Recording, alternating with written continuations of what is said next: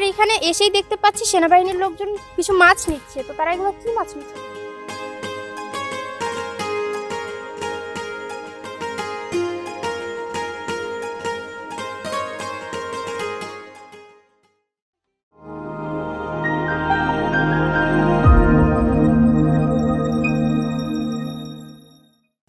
সুপ্রিয় দর্শক শ্রোতা, আসসালামু আলাইকুম। আজকে আমরা চলে এসেছি যশোর সদর উপজেলার চাচড়ার একটি স্বনামধন্য প্রতিষ্ঠান সততা মৎস্য খামারে।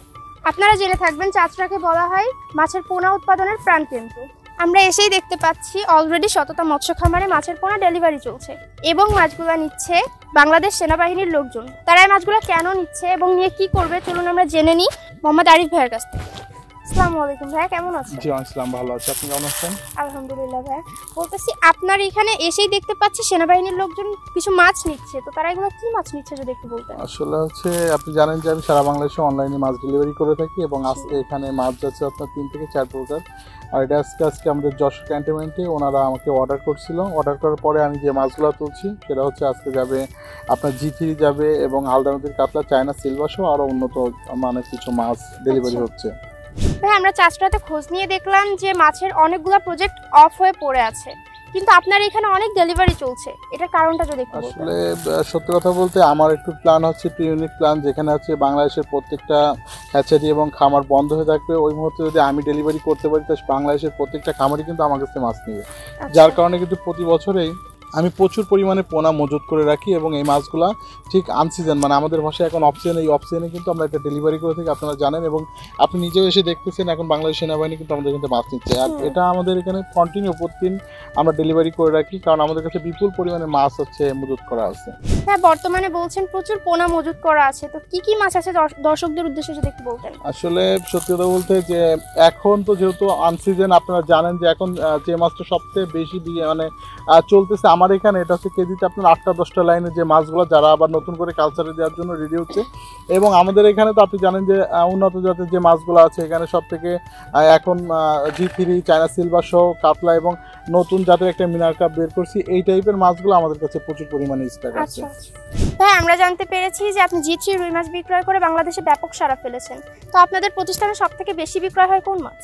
আসলে জানেন যে আমি দীর্ঘদিন কিন্তু G3 নিয়ে কাজ করতেছি এবং G3 মাছটাই কিন্তু আমার মানে প্রচুর বিক্রি হয়। এর পাশাপাশি এখন নতুন করে আবার যে মাছগুলো অ্যাড হচ্ছে, যেমন আপনার হালদা নদীর কাতলা, চায়না সিলভার সহ মনে করেন নতুন হাঙ্গেরি যেটা আপনার লম্বা হয়, এই নতুন কিছু মাছ নিয়েও কিন্তু কাজ করতেছি। কিন্তু অলমোস্ট আমরা সব থেকে বেশি মাছ বিক্রি করে থাকি G3 এবং G3 পাশাপাশি আমরা নতুন কিছু মাছ নিয়ে কাজ করতেছি। এটাও G3-র মধ্যে কিন্তু সমস্ত বাংলাদেশে আমরা একটা সাড়া ফেলার চিন্তা করতেছি এবং বাংলাদেশের প্রত্যেকটা খামারিদের যাতে ভালো কিছু হয়, নতুন কিছু মাছ নিয়ে যাতে ভালো ব্যবসা বাণিজ্য করতে পারে, এই জন্যই মূলত G3-র পাশাপাশি আরও নতুন কোনো মাছ নিয়ে আমরা কাজ করতে চাচ্ছি। আচ্ছা, শুনে খুবই ভালো লাগলো ভাই। আপনাকে অসংখ্য ধন্যবাদ যে আপনি নতুন জাতের মাছ নিয়ে কাজ করছেন এবং আমরা এও জানি যে আপনি প্রবাসীদেরকে নিয়েও কাজ করেন, এই সম্পর্কে যদি একটু কিছু বলতেন। আপনি জানেন যে প্রবাসী ভাইদের নিয়ে কাজ করার মূল উদ্দেশ্য হচ্ছে এটাই আমার, যে তারা কিন্তু অনেকে ঋণগ্রস্ত হয়ে কিন্তু প্রজেক্ট ছেড়ে চলে গেছে। তো আমাদেরকে অনেকেই বলে যে ভাই আমার বাসায় 2 বিঘা 5 বিঘা প্রজেক্ট আছে, এই প্রজেক্টে আমরা মাছ ছাড়বো, কিন্তু দেখা যাচ্ছে আমি তো প্রবাসী থাকি, যদি আপনার একটু পরামর্শ হয় এই পরামর্শ অনুযায়ী কিন্তু আমি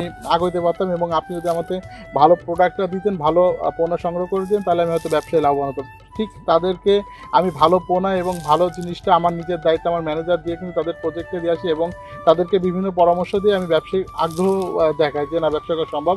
যার কারণে কিন্তু প্রবাসীরা আমাকে এত বেশি মনে করেন যে মাছ নিতে আগ্রহ এবং আমার প্রজেক্টের মাছের বেশি চাহিদা দেখাচ্ছে। এবং সবচেয়ে বড় বিষয় তো তাদের যে মনোভাবটা যে আরিফের কাছে অর্ডার করলে হয়তো ভালো কিছু হবে বা ভালো প্রোডাক্ট আমাকে দেবে। আর আমিও চেষ্টা করি যে আমার যে প্রবাসী ভাইরা আছে তাদেরকে সবসময়ের জন্য ভালো পোনা নির্বাচন করে তাদেরকে দেওয়ার জন্য এবং তাদেরকে ভালো পরামর্শ দেওয়ার জন্য। কারণ আমার মূল টার্গেট হচ্ছে একটা মানে প্রবাসী ভাই যদি ভালো কিছু করতে পারে, সে দেশের বাইরে থাকে, তাহলে আমার জন্য অনেক বড় একটা পাওয়া। ঠিক আছে, এই জন্য আমি তাদের জন্য কাজ করার চেষ্টা করতেছি। ভাই আপনাকে অসংখ্য ধন্যবাদ, আপনি একটি মহৎ উদ্যোগ নিয়েছেন। তবে আরও একটি প্রশ্ন করতে চাচ্ছি যে যারা আপনার থেকে মাছ নেয় তারা কতটা লাভবান? আসলে আপনি এমন একটা প্রশ্ন করেছেন যে প্রশ্নটার উত্তরটা আমি না দিয়ে দর্শকরা দিলেই ভালো হয়। যে দর্শকরা ভিডিওতে দেখতেছেন আসলে আপনারাই ভালো বলতে পারবেন, কারণ আমার কিন্তু প্রত্যেক সপ্তাহে একটা করে গাড়ি যায়।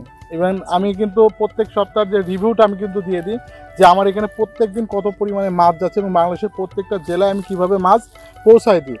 তো এটা শুধুমাত্র দর্শকরাই বলতে পারবে, এবং আমাদের যারা চাষি ভাইরা দেখতেছেন আমার এই ভিডিওটা সরাসরি দেখবেন, তারাই বলতে পারবে তারা কতটুকু লাভবান। কারণ যদি একটা চাষি লাভবান না হতো তাহলে তো আমার এইভাবে মাছ যেত না। আর আপনি তো দেখতেছেন যে আমার কীভাবে ডেলিভারি চলতেছে। তো আমি এইটুকুনি বলতে পারি যে যারা নতুন উদ্যোক্তা ভাইরা আছে তাদের জন্য আমি সর্বসময় আছি, থাকবো, এবং ভালো জিনিসটা তাদেরকে দেওয়ার ব্যবস্থা করব। তো আমার জন্য দোয়া করবেন, আমি যেন তাদের পাশে থাকতে পারি। অসংখ্য ধন্যবাদ আপনার মূল্যবান সময়টা আমাদের দেওয়ার জন্য। ওকে, আপনাকেও ধন্যবাদ। তো সুপ্রিয় দর্শক শ্রোতা, আপনারা দেখতেই পেলেন যে আজকে আমরা সরাসরি আরিফ ভাইয়ের সাথে কথা বললাম।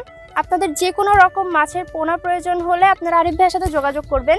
এরকম প্রতিষ্ঠিত প্রতিষ্ঠান থেকে মাছ নিলে আশা করি আপনারা ঠকবেন না। তো আজকের ভিডিওটা এই পর্যন্তই। আল্লাহ হাফেজ।